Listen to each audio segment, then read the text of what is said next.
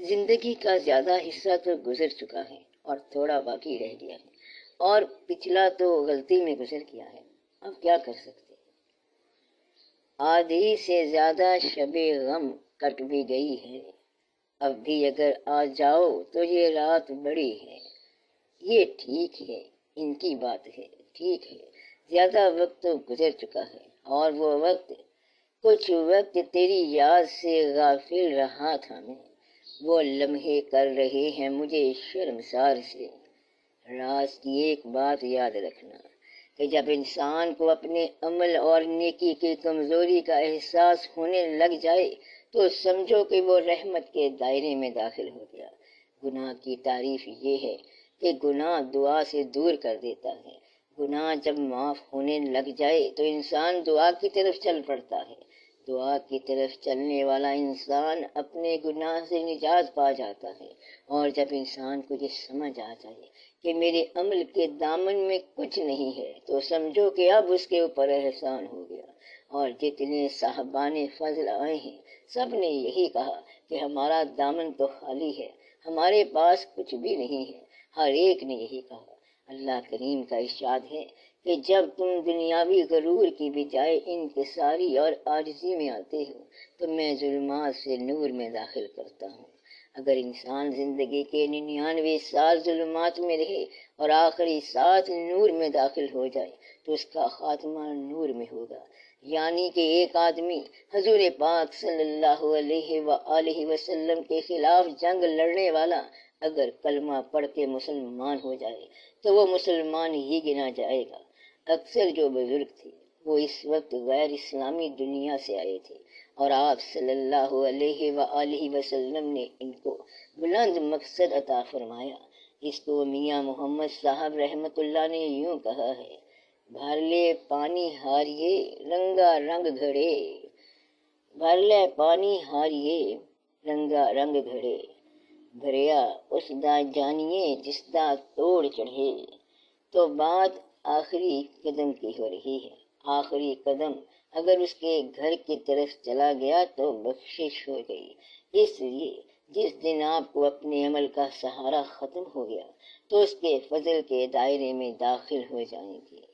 اس لیے میں آپ سے کہتا ہوں کہ یہ کہو کہ ہم اپنے گناہوں سے توبہ کرتے ہیں، بلکہ عبادت سے بھی توبہ کرتے ہیں۔ اس عبادت سے جو ہم نے کی پتہ نہیں وہ ریاکاری تھی کہ کچھ اور تھا، تو اس کا فضل درکار ہے۔ اللہ تعالیٰ نے کہا ہے کہ میں ظلمات سے نور میں داخل کرتا ہوں۔ ایک اور جگہ اللہ نے کہا ہے کہ ہم ان کے سیئات کو حسنات میں بدل دیتے ہیں، یعنی کہ اس کو بالکل انورٹڈ بنا دیتے ہیں، اور اس کی برائیوں کو ہم نیکی میں کنورٹ کر دیتے ہیں۔ دل بدل جائے تو سارا اعمال نامہ بدل جاتا ہے۔ بات دل کی ہے۔ دل سے مراد یہ ہے کہ کیا دنیا حاصل کرنے کی تمنا ختم ہوئی ہے یا نہیں۔ دنیا حاصل کرنے کی تمنا اگر ختم ہو گئی تو سمجھو آپ دل میں داخل ہو گئے۔ اگر احسار کرنے کی تمنا ہو گئی تو سمجھو کہ آپ دل میں داخل ہو گئے۔ اگر آپ میں عاجزی پیدا ہو گئی تو آپ دل میں داخل ہو گئے۔ جو آدمی کمزور سے ڈرتا ہے وہ دل والا ہے، وہ طاقتور سے نہیں ڈرتا بلکہ کمزور سے ڈرتا ہے تو وہ دل والا ہے۔ تو آدمی اپنے نوکر سے ڈرتا ہے، کمزوروں سے ڈرتا ہے اور چھوٹوں سے ڈرتا ہے تو سمجھو کہ وہ دل والا ہو گیا اور اللہ کی رحمت میں آ گیا۔ جب اللہ کی رحمت میں آتے ہیں تو ہم ان لوگوں سے ڈرتے ہیں جو لوگ کسی کو ڈرا نہیں سکتے۔ یہ اللہ کی مہربانی ہے، اللہ کا احسان ہے۔ اس لیے اللہ تعالیٰ کے فضل کو اپنے اعمال نامے کے مطابق نہ دیکھنا۔ اس کا فضل انڈیپینڈنٹ ہے۔ وہ تو قطرے کو اگر چاہے سمندر ہی بنا دے، یہ اس کی مرضی ہے۔ بار بار وہ ارشاد فرماتا ہے کہ میری رحمت سے مایوس نہ ہونا، یعنی کہ آپ اپنے اعمال کے درجات کی پرواہ نہ کرنا بلکہ اللہ کے فضل سے رجوع کرنا۔ اللہ تعالیٰ نے فرمایا ہے میری رحمت میرے غضب سے وسیع ہے۔ اس کا خلاصہ یہ نکلا کہ جن لوگوں پر اللہ کی رحمت ہونی ہے ان لوگوں کو اللہ کریم نے رحمت للعالمین صلی اللہ علیہ وآلہ وسلم کی نسبت عطا فرما دی۔ جس کو یہ نسبت عطا فرما دی کہ حضور پاک صلی اللہ علیہ وآلہ وسلم سے نسبت ہے، وہ ان کی امت سے ہے تو اس پر رحم ضرور ہوگا۔ تو رحمت للعالمین صلی اللہ علیہ وآلہ وسلم سے نسبت دراصل اللہ کی رحمت کے حصول کا ذریعہ ہے۔ اب حصول کا کیا طریقہ ہے؟ جب کبھی اعمال نامے میں دقت ہو جائے تو یہ دعا کرنی چاہیے کہ اب احتساب چھوڑیے میرے گناہ کا۔ جب آپ کی پیشانی بارگاہ حسن و نور میں جھکتی ہے جو حضور پاک صلی اللہ علیہ وآلہ وسلم کے نام کی ہے تو سنگ در حبیب ہے اور سر غریب کا، کس اوج پر ہے آج ستارہ نصیب کا۔ اب احتساب چھوڑیے میرے گناہ کا، اب واسطہ دیا ہے تمہارے حبیب کا۔